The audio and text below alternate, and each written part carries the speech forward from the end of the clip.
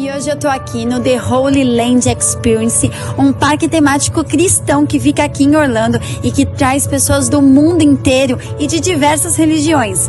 E nesse cenário maravilhoso e lindo, nós escolhemos uma pessoa muito especial, que fala com o coração e que é amado por toda a nossa comunidade, Pastor Nassif. Vamos lá?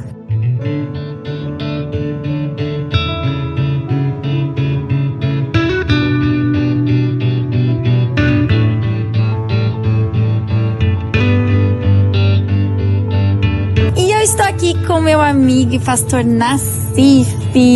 Nassif, é um prazer enorme ter você aqui comigo. O prazer é todo meu de estar aqui com você e com a sua turma toda aí. Fala quem é o pastor Nassif. Eu sou pastor para os brasileiros dentro de uma igreja americana aqui na cidade de Orlando, a First Baptist Church of Orlando. Eles têm um departamento com brasileiros. O meu papel aqui é cuidar dos brasileiros, tanto na comunidade como dentro da igreja. Quem é o Nassif? Homem, pai, marido?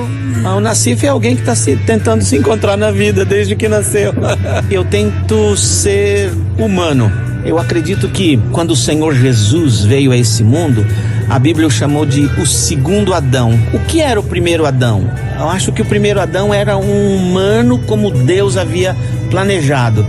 Quando Jesus vem ao mundo, a impressão, a crença, como eu vejo as coisas, é que Jesus veio para tentar recuperar a humanidade que foi perdida ao longo da história. Para mim, espiritualidade é alcançar a humanidade que Deus havia projetado para a gente ser humano e viver como tal.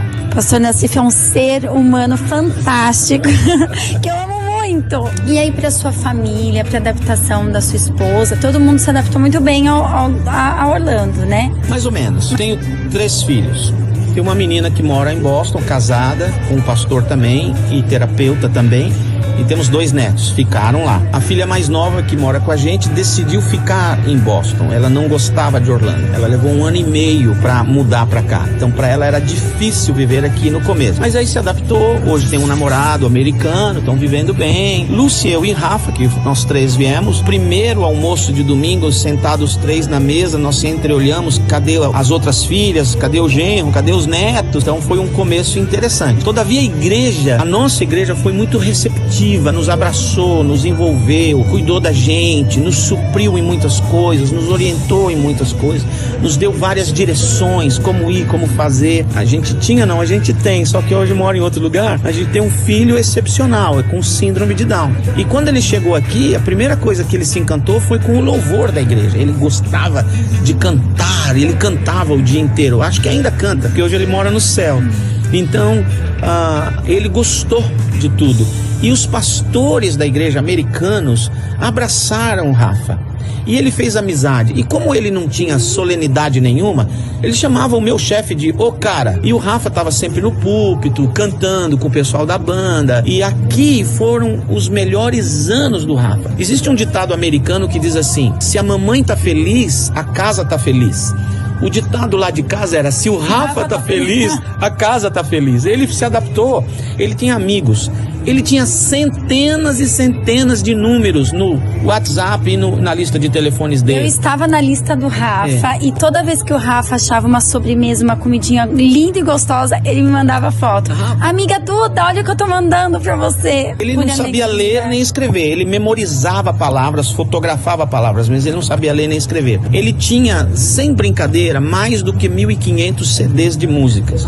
E qualquer CD daquele, ele sabia que música estava lá dentro sem saber ler. Então, e ele ligava para todo mundo, não perdia o aniversário de ninguém. Aquele foi muito feliz. Então a felicidade dele ajudou muito a nossa felicidade aqui, porque se ele estava bem, estava tudo bem. E lógico, a igreja nos abraçou como um todo. A cidade é muito gostosa. Logo nós descobrimos como é que vive aqui fora do eixo turístico, como é que aproveita as cidadezinhas ao redor. Lúcia e eu gostamos de antiguidades, então tem várias cidadezinhas ao redor com os antiques, com o flea market, que a gente chama mercado de pulgas lá no Brasil, né?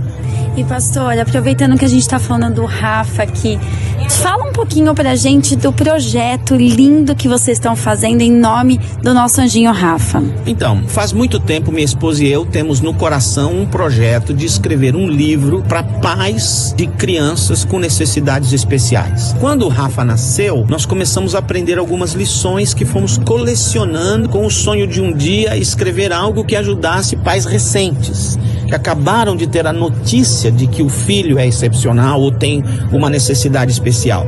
Esse ano o nosso filho partiu para morar no céu. Ele teve em dezembro do ano passado uma enfermidade terrível, uma bactéria. Ele adquiriu uma bactéria que se chama Fournier, síndrome de Fournier, que é uma bactéria que causa gangrena e ela ataca a área genital. Então ele foi atacado por isso. Quando a gente descobriu, já fomos direto para a emergência. E ele ficou 6 dias no hospital, foi operado 2 vezes naquele momento, e a gente pensou que ele ia partir. Mas naquele momento Deus agiu com graça e do nada ele voltou, e os médicos deram dispensa para ele no dia seguinte, quando a previsão era meses para ficar no hospital. Porque essa bactéria vai comendo, você vai cortando a parte necrosada, ela continua comendo, você vai cortando e vai dando uma sobrevida para a pessoa até morrer. Mas de alguma maneira a bactéria conseguiu ser morta dentro dele e ele fez 2 meses de recuperação em casa. Mas só que ele tinha que fazer uma reconstrução da área. Então 4 meses depois ele está na mão do melhor médico dessa área dos Estados Unidos. Coincidentemente mostrou que ia ser feita uma reconstrução, foi feita a reconstrução. Levou 8 horas essa cirurgia. E o Rafa, com 5 dias, estava de alta para ir para casa se recuperar. Na manhã em que ele estava de alta, ele foi atacado por um coágulo que escapou da perna dele e tampou os pulmões e o lado esquerdo do coração. E ele fez uma parada na minha mão e nunca mais voltou. Foram 15 dias e finalmente outras bactérias tomaram conta do corpo dele por conta desses dias todos no hospital. No processo de tentativa de ressuscitação dele, ele parou 2 vezes e aí precisaram fazer uma extração do coágulo dos pulmões. Para fazer esta extração era um procedimento muito perigoso. O procedimento foi feito, eles tiveram sucesso em tirar os coágulos do pulmão e do lado esquerdo do coração, mas neste procedimento ele parou meia hora. E isso, nós tínhamos uma enorme chance de que o cérebro dele tivesse sido danificado para sempre. Então, nas lutas, nós tentamos recuperá-lo e desentubar e tirar o oxigênio da máquina para ver se ele voltava, mas ele não estava mais lá e ele não tinha condição. E finalmente ele recebeu outra embolia que tapou o pulmão de maneira definitiva, sem nenhuma chance. E o cérebro dele tinha sido totalmente danificado, ele não estava mais lá. Então sobrou para mim, porque eu era o único autorizado a tomar decisões, de desligá-lo. E os médicos me perguntaram: o que você quer fazer? E eu usei com meu inglês ruim. Eu disse: Doctor, let him go. E aí o doctor disse: pro céu? Eu falei: of course. Então nós desligamos. E o Rafa ficou ainda 1h30 com o coraçãozinho dele batendo até que nós nos separamos dele. Nós tínhamos a ideia de cremá-lo e jogar as cinzas no mar. Mas os nossos pastores disseram: Nassif, onde ele gostava muito de vir? Eu falei: na igreja. Então eles disseram: dá pra gente o privilégio de ter as cinzas dele na igreja. E a igreja tem um jardim memorial e ele está lá, as cinzas pelo menos, né? A lembrança dele está ali. Então o Rafa foi muito alegre, conquistou muitas pessoas, nunca esqueceu o aniversário de ninguém. Todo dia ele fala: pai, hoje é aniversário de fulano, liga para ele. Ele era o pastor da igreja. Tanto é que no culto de ação de graças em memória do Rafael, o nosso pastor principal disse assim: quando eu convidei o pastor Nassif para ser pastor aqui, eu não conhecia o Rafael, porque se eu tivesse conhecido, eu teria convidado o Rafael e não o Nassif. Falei assim: então tá bom, acho que eu acabei de perder o emprego, né? Então, aí com essa história toda do Rafa partir para o céu, o livro ganhou uma outra dimensão. Então a gente escreveu um livro dividido em 2 partes. O título do livro é Um Anjo Morou Lá em Casa, inspirado num livro muito, muito antigo de um cowboy americano chamado Roy Rogers. Então, inspirado naquele livro que tanto nos ajudou quando o Rafa nasceu, a gente escreveu um livro com esse título, Um Anjo Morou Lá em Casa, Uma História de Amor. Então ele é dividido, uma parte sobre o Rafa, sobre o jeito dele, o estilo de vida dele, como ele era como pessoa, como ser humano. E a segunda parte, aqueles 15 dias que ele ficou no hospital, a ver com a dor e com a maneira como a dor veio em nós. Então ele tinha tiradas muito legais. Por exemplo, eu passei uma vez no banheiro e ele estava com a porta aberta e eu falei: Rafa, quer ajuda? Ele disse, levantou o dedinho e falou: Palinho, cada um cuida do seu traseiro. Eu escrevi um parágrafo sobre isso. Cuide da sua vida, não se intromete na vida dos outros. Outro dia eu falei pra ele: Rafael, essa camisa tá horrível, filho. Ele falou: você não gosta, Palinho? Eu falei: eu não. Ele falou: mas eu gosto. Pronto, cada um na sua. A gente estava no campo de futebol assistindo o Atletiquinho do Paraná e Internacional. No campo do Atlético. O Atlético apanhou 2-0 no primeiro tempo. Um cara do meu lado fumando um cigarro atrás do outro, de nervoso. E o Rafa do lado de cá dizendo: Palinho, esse cara tá fumando. Rafael, fica quieto. E ele de novo: Palinho, o cara tá fumando de novo. Filho, fica quieto, ele vai bater em mim, eu vou bater em você. E ele não parava: Palinho, o homem tá fumando. E como eu não tomei providência, ele deitou em cima das minhas pernas, empurrou o cara e disse assim: ei, fumar causa impotência sexual. Aí o cara caiu na risada. Lembra no passado, não sei se ainda existe isso no Brasil, dizia assim: o Ministério da Saúde informa, fumar causa não sei o que lá. E tinha uma dessa, ele gravou essa. Ai, meu Deus. Aí o sujeito caiu na risada e falou: o garoto tem razão. Falou: desculpa, tio, o menino é crente, tá preocupado com a sua saúde. Então ele tinha essas tiradas. A gente colecionou 14 ou 15 destas no livro para contar quem ele era. Quero muito ler esse livro, meu Deus, quando vai sair? E a segunda parte a gente chamou Andando no Vale da Sombra da Morte. Durante aqueles dias eu desabafo muito no papel. Eu ia orar e textos da Bíblia vinham na minha cabeça e eu escrevia todas aquelas coisas. Então a gente colecionou, por alguma razão, essas histórias e, animado por alguns amigos, a gente colocou lá.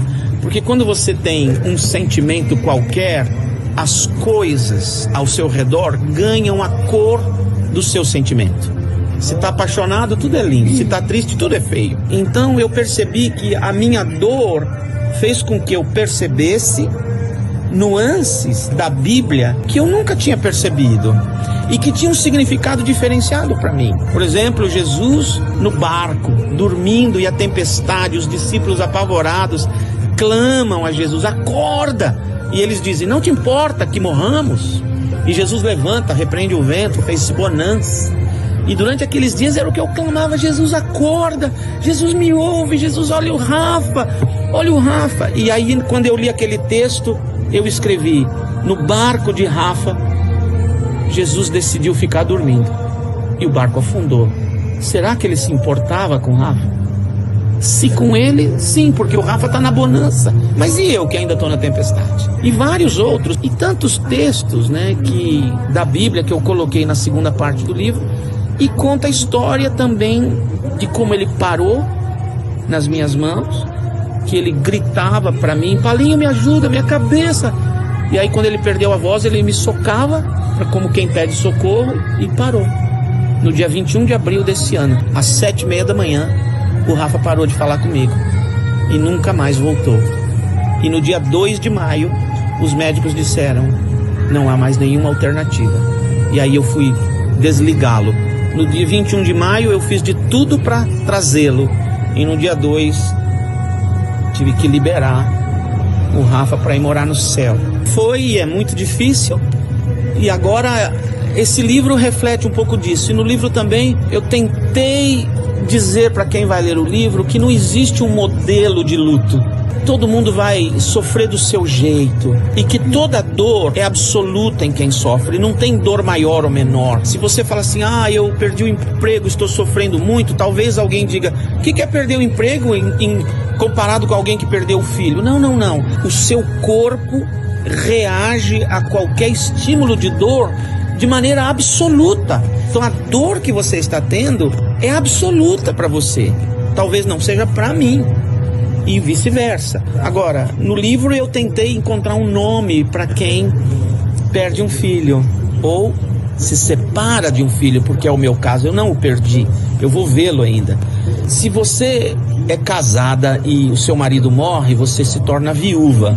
Se a esposa que morre, ele se torna viúvo. Se os filhos perdem os pais, eles se tornam órfãos. E quando o pai se separa de um filho, qual o nome? Eu nunca vi na literatura. Então, não sei se eu inventei, não sei se alguém já falou a mesma coisa, mas o meu sentimento é de que o meu filho foi tirado de mim. Então, eu disse que eu fui desfilhado. Essa expressão que eu tenho, eu sou um desfilhado, porque foi tirado de mim, né? E então essa foi a expressão. E lá eu coloco isso, que você pode experimentar a sua dor do jeito que você quiser. E uma das coisas que minha esposa e eu estamos tentando fazer é não ser super-humano nem super-pastor. As pessoas me falam, mas você é pastor, você vai lidar com isso. Eu sou humano, então a minha igreja sabe que eu estou sofrendo. Se eu estou pregando e olho onde ele não estava e desabo de chorar, a igreja compreende. Certos hinos que ele gostava muito, quando o pessoal canta, eu desabo. O momento que vocês estão passando de luto, né? O momento dos primeiros. Quando o Rafa nasceu, todos os pais esperam um filho ideal, idealizado. Ah, vai ser isso, vai ser aquilo, vai crescer assim, vai estudar não sei o que. A gente idealiza o filho. Quando o doutor, o médico, o obstetra, sei lá quem, fala, olha, o seu filho tem uma necessidade especial, o filho idealizado morreu. E você precisa enterrar, emocionalmente falando, e fazer luto dele. E você leva para casa o realizado. E você tem que aprender a lidar com isso. E há uma confusão. Amor é na hora. O amor é intenso, infinito na hora pela criança. Mas você não sabe o que fazer. O que vai ser do futuro dele, do nosso. Como conduzir. Imagine há 32 anos atrás que não tinha internet, não tinha Google, não tinha nada disso. A gente foi numa biblioteca. Em milhares de livros tinha um com um parágrafo sobre o que era aquilo. E ainda naqueles anos chamava mongoloide. Então a gente não tinha noção do que era. Mas a gente aprendeu que Deus nos orientou e nos deu um caminho de alegrias, de felicidade. Agora a gente está fazendo o segundo luto, o luto do filho realizado. Pastor, como está sendo esses 6, 7 meses, né? Depois da ida do Rafa para vocês? Como vocês estão lidando, o dia a dia de vocês? Tudo mudou, né? Tudo. A gente mexeu no quarto dele, modificamos, doamos muitas coisas dele, jogos, brinquedos, roupas. E modificamos o quarto, porque nós não queríamos criar um mausoléu, uma coisa dessa natureza assim. Ele está no céu e no nosso coração. Mas é difícil passar pela porta. Todas as noites, invariavelmente, o Rafael veio no nosso quarto, se jogou no nosso meio e perguntava para a Lucinha e para mim, vocês vão ter sexo hoje à noite? Todas as noites. Ah, Rafa, não enche e tal. Aí ele ia embora. E aí ele voltava de novo, abria a porta e falava, não tô vendo nada. Todas as noites. Todas as manhãs ele descia, ele ia fazer a esteira dele, fazer a ginástica dele. Quando ele terminava isso, ele mandava texto, coffee, pra gente levar e fazer o café pra ele. Todas as noites é difícil subir as escadas. Todas as noites, Lúcia e eu nos abraçamos e choramos olhando pra porta, sabendo que ele não vem. Todas as manhãs a gente senta para tomar café um com o outro. Todo aniversário meu, de Lúcia, de casamento, dele, da filha, meia-noite, ele fez todo mundo ficar acordado até meia-noite para estourar uma champanhe. E de manhã café na cama. Ele fez aniversário dia 20 de setembro, faria 32 anos aqui, fez lá no céu, imagina a festa. Mas à meia-noite eu estourei uma champanhe. E a gente quer fazer isso sempre. Nós estamos experimentando agora o que Lucinha e eu estamos chamando de os primeiros. O primeiro dia das mães sem ele. O primeiro dia dos pais sem ele. O primeiro aniversário de Lúcia sem ele. Mês passado, nosso primeiro aniversário de casamento sem ele. Agora, o Thanksgiving sem ele. Dia 9 de dezembro, anota aí, meu aniversário sem ele. Natal sem ele e Ano Novo sem ele. Então, os primeiros. Cada lugar que eu fui depois dele a primeira vez foi uma dor. Nós fomos ao Brasil 2 meses e meio depois do falecimento dele. Quando a porta do aeroporto abriu, que a família estava lá, eles olharam pra gente, não viram a Rafa. Foi difícil, ainda é difícil. Os primeiros, a gente tem pedido muito a Deus que nos ajude a passar isso, para ver se no ano que vem é mais fácil, se no ano que vem a gente consegue viver um pouco mais fácil.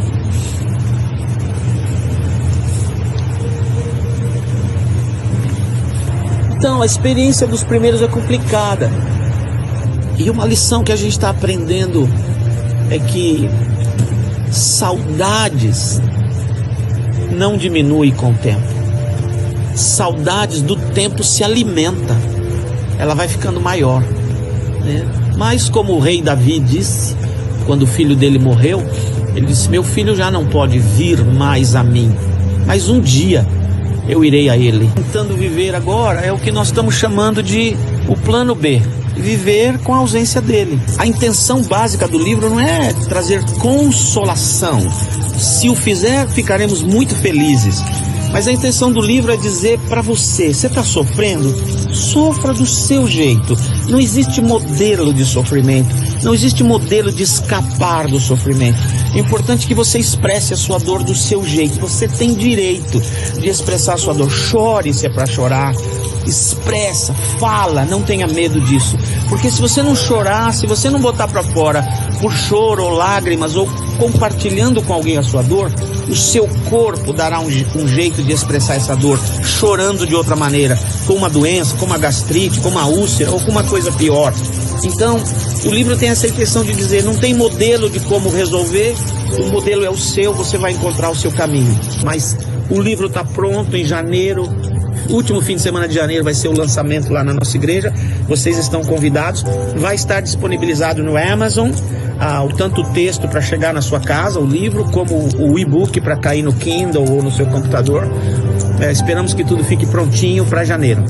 Pessoal, eu vou estar ao vivo lá para mostrar para vocês tudinho do lançamento do livro. Combinado, pastor? Combinado. Pastor, eu quero te agradecer assim de coração por essa entrevista, por você ter aberto seu coração pra gente. Foi realmente emocionante. Tem muita gente que passa por isso e às vezes não sabe lidar. E você mostrou que a gente é humano, né? A gente tem que passar por tudo isso. E foi muito lindo, muito obrigada. Eu fico muito feliz de ter você aqui, porque o Rafa foi um anjinho também na minha vida e de todo mundo que mora aqui em Orlando. E é demais saber um pouquinho mais da história dele através dos seus olhos de pai. Tá bom. Obrigada. Obrigado a você. Deixa eu te dar um abraço.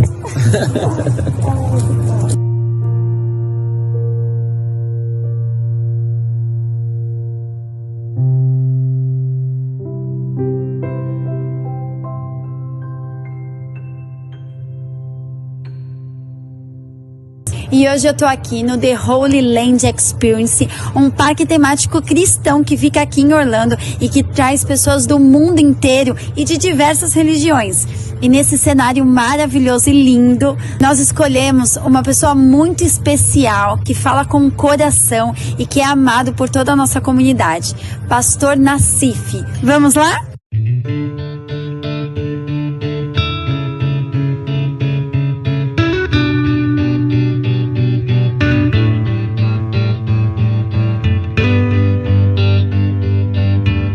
Estou aqui com meu amigo e pastor Nassif.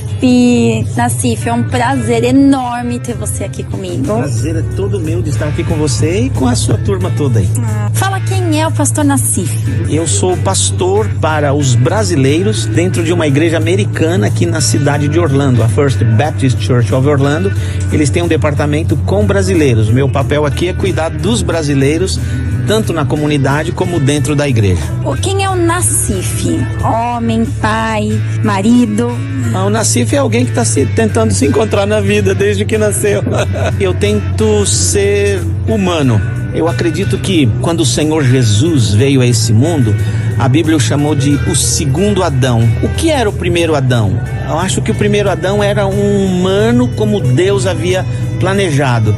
Quando Jesus vem ao mundo, A impressão, a crença, como eu vejo as coisas, é que Jesus veio para tentar recuperar a humanidade que foi perdida ao longo da história. Para mim, espiritualidade é alcançar a humanidade que Deus havia projetado para a gente ser humano e viver como tal. Pastor Nassif é um ser humano fantástico que eu amo muito. E aí, para sua família, para adaptação da sua esposa, todo mundo se adaptou muito bem a Orlando, né? Mais ou menos. Tenho 3 filhos. Tem uma menina que mora em Boston, casada, com um pastor também e terapeuta também. E temos 2 netos, ficaram lá. A filha mais nova que mora com a gente decidiu ficar em Boston. Ela não gostava de Orlando. Ela levou 1 ano e meio para mudar para cá. Então para ela era difícil viver aqui no começo. Mas aí se adaptou. Hoje tem um namorado americano, estão vivendo bem. Lúcia, eu e Rafa, que nós 3 viemos. Primeiro almoço de domingo, sentados 3 na mesa, nós entreolhamos, cadê as outras filhas, cadê o genro, cadê os netos? Então foi um começo interessante. Todavia a nossa igreja foi muito receptiva. Nos abraçou, nos envolveu, cuidou da gente, nos supriu em muitas coisas, nos orientou em muitas coisas, nos deu várias direções, como ir, como fazer. A gente tem, só que hoje mora em outro lugar. A gente tem um filho excepcional, é com síndrome de Down. E quando ele chegou aqui, a primeira coisa que ele se encantou foi com o louvor da igreja. Ele gostava de cantar, ele cantava o dia inteiro. Acho que ainda canta, porque hoje ele mora no céu. Então, ele gostou de tudo. E os pastores da igreja americanos abraçaram o Rafa. E ele fez amizade. E como ele não tinha solenidade nenhuma, ele chamava o meu chefe de "ô cara". E o Rafa estava sempre no púlpito, cantando com o pessoal da banda. E aqui foram os melhores anos do Rafa. Existe um ditado americano que diz assim: se a mamãe tá feliz, a casa tá feliz.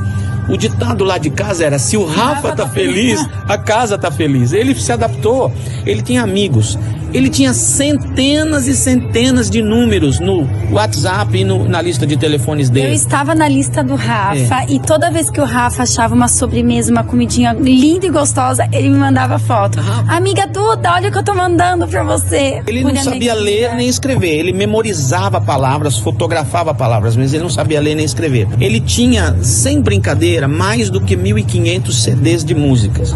E qualquer CD daquele, ele sabia que música estava lá dentro sem saber ler. Então, e ele ligava para todo mundo, não perdia o aniversário de ninguém. Aqui ele foi muito feliz. Então a felicidade dele ajudou muito a nossa felicidade aqui, porque se ele estava bem, estava tudo bem. E lógico, a igreja nos abraçou como um todo. A cidade é muito gostosa. Logo nós descobrimos como é que vive aqui fora do eixo turístico, como é que aproveita as cidadezinhas ao redor. Lúcia e eu gostamos de antiguidades, então tem várias cidadezinhas ao redor com os antiques, com o flea market, que a gente chama mercado de pulgas lá no Brasil, né? E pastor, aproveitando que a gente tá falando do Rafa aqui, fala um pouquinho pra gente do projeto lindo que vocês estão fazendo em nome do nosso anjinho Rafa. Então, faz muito tempo minha esposa e eu temos no coração um projeto de escrever um livro para pais de crianças com necessidades especiais. Quando o Rafa nasceu, nós começamos a aprender algumas lições que fomos colecionando com o sonho de um dia escrever algo que ajudasse pais recentes, que acabaram de ter a notícia de que o filho é excepcional ou tem uma necessidade especial. Esse ano o nosso filho partiu para morar no céu. Ele teve em dezembro do ano passado uma enfermidade terrível, uma bactéria. Ele adquiriu uma bactéria que se chama Fournier, síndrome de Fournier, que é uma bactéria que causa gangrena e ela ataca a área genital. Então ele foi atacado por isso. Quando a gente descobriu, já fomos direto para a emergência. E ele ficou 6 dias no hospital, foi operado 2 vezes naquele momento, e a gente pensou que ele ia partir. Mas naquele momento Deus agiu com graça e do nada ele voltou, e os médicos deram dispensa para ele no dia seguinte, quando a previsão era meses para ficar no hospital. Porque essa bactéria vai comendo, você vai cortando a parte necrosada, ela continua comendo, você vai cortando e vai dando uma sobrevida para a pessoa até morrer.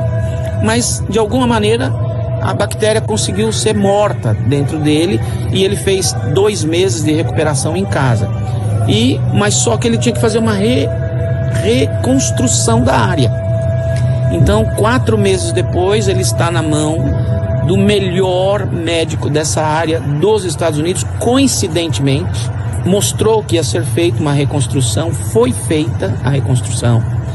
Levou 8 horas essa cirurgia e o Rafa, com 5 dias, estava de alta para ir para casa se recuperar. Na manhã em que ele estava de alta, ele foi atacado por um coágulo que escapou da perna dele e tampou os pulmões e o lado esquerdo do coração, e ele fez uma parada na minha mão e nunca mais voltou. Foram 15 dias e finalmente outras bactérias tomaram conta do corpo dele por conta desses dias todos no hospital. No processo de tentativa de ressuscitação dele, ele parou 2 vezes e aí precisaram fazer uma extração do coágulo dos pulmões. Para fazer esta extração era um procedimento muito perigoso. O procedimento foi feito, eles tiveram sucesso em tirar os coágulos do pulmão e do lado esquerdo do coração, mas neste procedimento ele parou meia hora. E isso, nós tínhamos uma enorme chance de que o cérebro dele tivesse sido danificado para sempre. Então, nas lutas, nós tentamos recuperá-lo e desentubar e tirar o oxigênio da máquina para ver se ele voltava, mas ele não estava mais lá e ele não tinha condição. E finalmente ele recebeu outra embolia que tapou o pulmão de maneira definitiva, sem nenhuma chance, e o cérebro dele tinha sido totalmente danificado, ele não estava mais lá. Então sobrou para mim, porque eu era o único autorizado a tomar decisões, de desligá-lo. E os médicos me perguntaram: o que você quer fazer? E eu usei, com meu inglês ruim, eu disse: Doctor, let him go. E aí o doctor disse: pro céu? Eu falei: of course. Então nós desligamos e o Rafa ficou ainda 1h30 com o coraçãozinho dele batendo, até que nós nos separamos dele. Nós tínhamos a ideia de cremá-lo e jogar as cinzas no mar, mas os nossos pastores disseram: Nassif, onde ele gostava muito de vir? Eu falei: na igreja. Então eles disseram: dá pra gente o privilégio de ter as cinzas dele na igreja. E a igreja tem um jardim memorial e ele está lá, as cinzas pelo menos, né? A lembrança dele está ali. Então o Rafa foi muito alegre, conquistou muitas pessoas, nunca esqueceu o aniversário de ninguém. Todo dia ele fala: pai, hoje é aniversário de fulano, liga para ele. Ele era o pastor da igreja. Tanto é que no culto de ação de graças em memória do Rafael, o nosso pastor principal disse assim: quando eu convidei o pastor Nassif para ser pastor aqui, eu não conhecia o Rafael, porque se eu tivesse conhecido, eu teria convidado o Rafael e não o Nassif. Falei assim: então tá bom, acho que eu acabei de perder o emprego, né? Então, aí com essa história toda do Rafa partir para o céu, o livro ganhou uma outra dimensão. Então a gente escreveu um livro dividido em 2 partes. O título do livro é Um Anjo Morou Lá em Casa, inspirado num livro muito, muito antigo de um cowboy americano chamado Roy Rogers. Então, inspirado naquele livro que tanto nos ajudou quando o Rafa nasceu, a gente escreveu um livro com esse título, Um Anjo Morou Lá em Casa, Uma História de Amor. Então ele é dividido, uma parte sobre o Rafa, sobre o jeito dele, o estilo de vida dele, como ele era como pessoa, como ser humano. E a segunda parte, aqueles 15 dias que ele ficou no hospital, a ver com a dor e com a maneira como a dor veio em nós. Então ele tinha tiradas muito legais. Por exemplo, eu passei uma vez no banheiro e ele estava com a porta aberta e eu falei: Rafa, quer ajuda? Ele disse, levantou o dedinho e falou: Palinho, cada um cuida do seu traseiro. Eu escrevi um parágrafo sobre isso: cuide da sua vida, não se intromete na vida dos outros. Outro dia eu falei pra ele: Rafael, essa camisa tá horrível, filho. Ele falou: você não gosta, Palinho? Eu falei: eu não. Ele falou: mas eu gosto. Pronto, cada um na sua. A gente estava no campo de futebol assistindo o Atletiquinho do Paraná e Internacional. No campo do Atlético. O Atlético apanhou 2-0 no primeiro tempo. Um cara do meu lado fumando um cigarro atrás do outro, de nervoso. E o Rafa do lado de cá dizendo: Palinho, esse cara tá fumando. Rafael, fica quieto. E ele de novo: Palinho, o cara tá fumando de novo. Filho, fica quieto, ele vai bater em mim, eu vou bater em você. E ele não parava: Palinho, o homem tá fumando. E como eu não tomei providência, ele deitou em cima das minhas pernas, empurrou o cara e disse assim: ei, fumar causa impotência sexual. Aí o cara caiu na risada. Lembra no passado, não sei se ainda existe isso no Brasil, dizia assim, o Ministério da Saúde informa, fumar causa não sei o que lá, e tinha uma dessa, ele gravou essa. Ai, meu Deus. Aí o sujeito caiu na risada e falou, o garoto tem razão. Falou, desculpa tio, o menino é crente, tá preocupado com a sua saúde.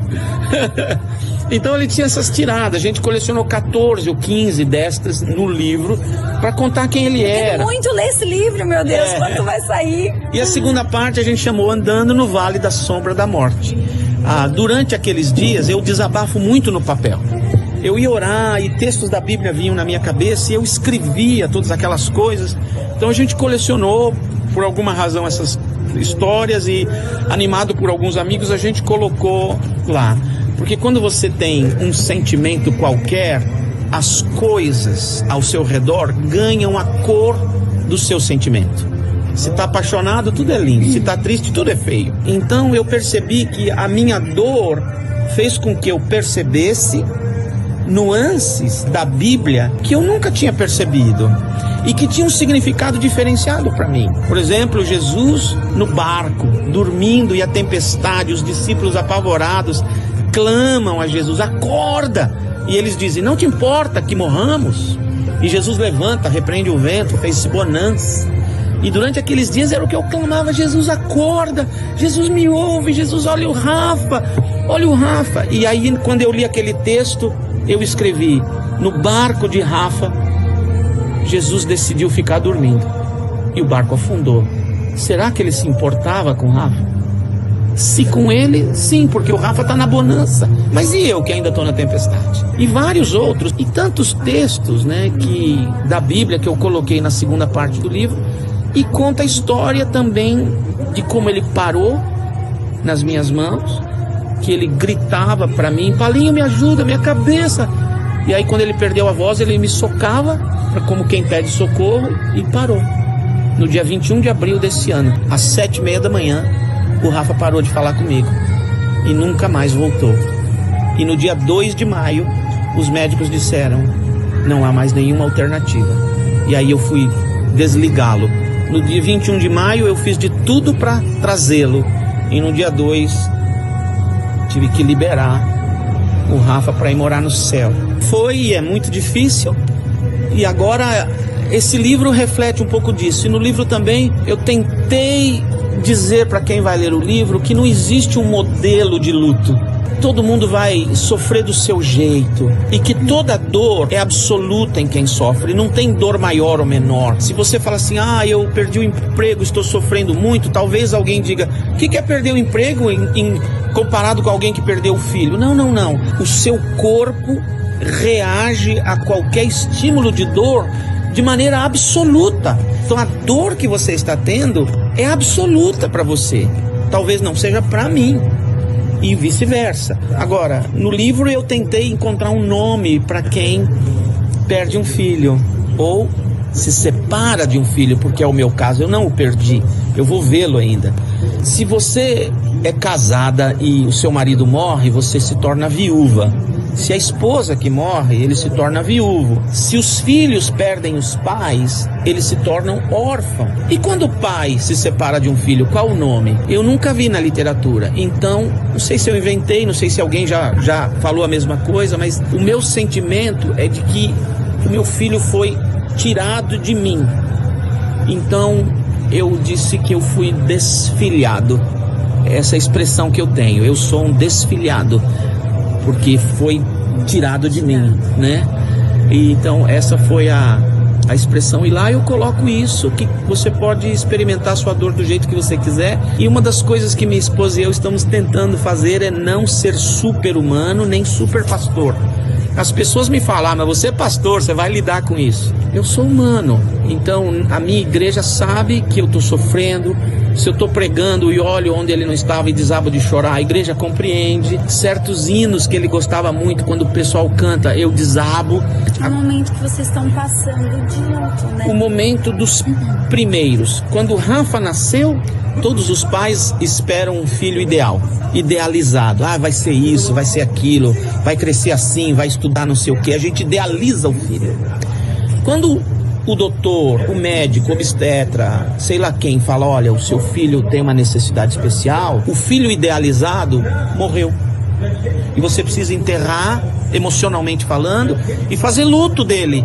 E você leva para casa o realizado. E você tem que aprender a lidar com isso. E há uma confusão. Amor é na hora. O amor é intenso, infinito na hora pela criança. Mas você não sabe o que fazer. O que vai ser do futuro dele, do nosso.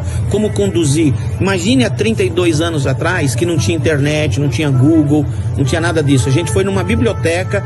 Para entender o que em milhares de livros tinha um com um parágrafo sobre o que era aquilo. E ainda naqueles anos chamava mongoloide. Então a gente não tinha noção do que era. Mas a gente aprendeu que Deus nos orientou e nos deu um caminho de alegrias, de felicidade. Agora a gente está fazendo o segundo luto, o luto do filho realizado. Pastor, como está sendo esses 6, 7 meses, né?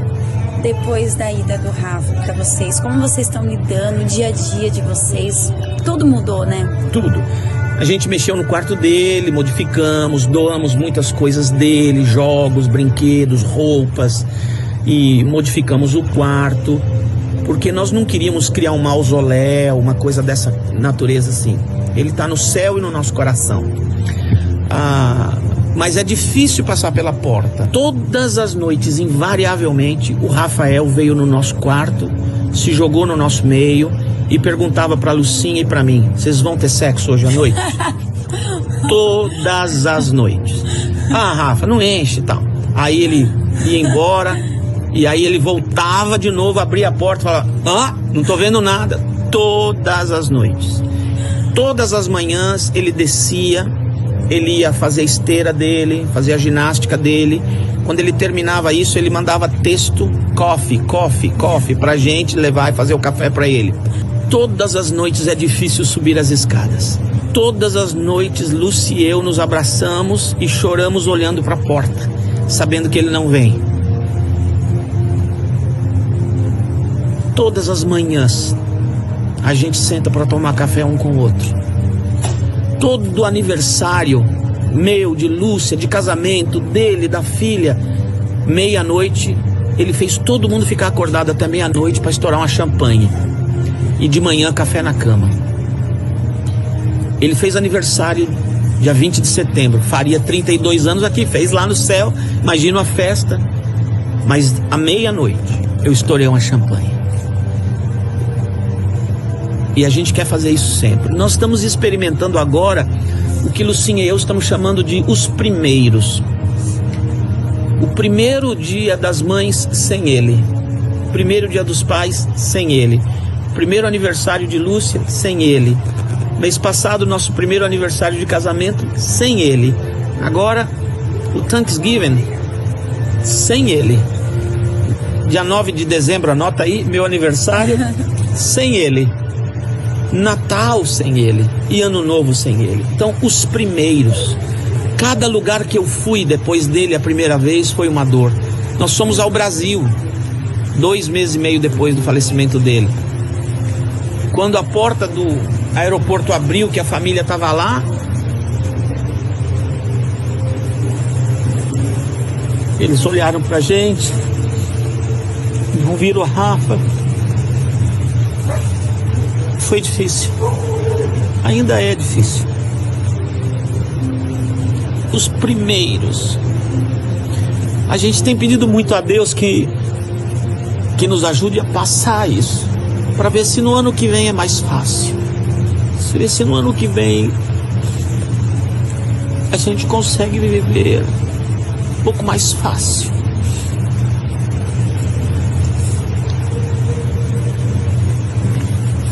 Então, a experiência dos primeiros é complicada. E uma lição que a gente está aprendendo é que saudades não diminui com o tempo.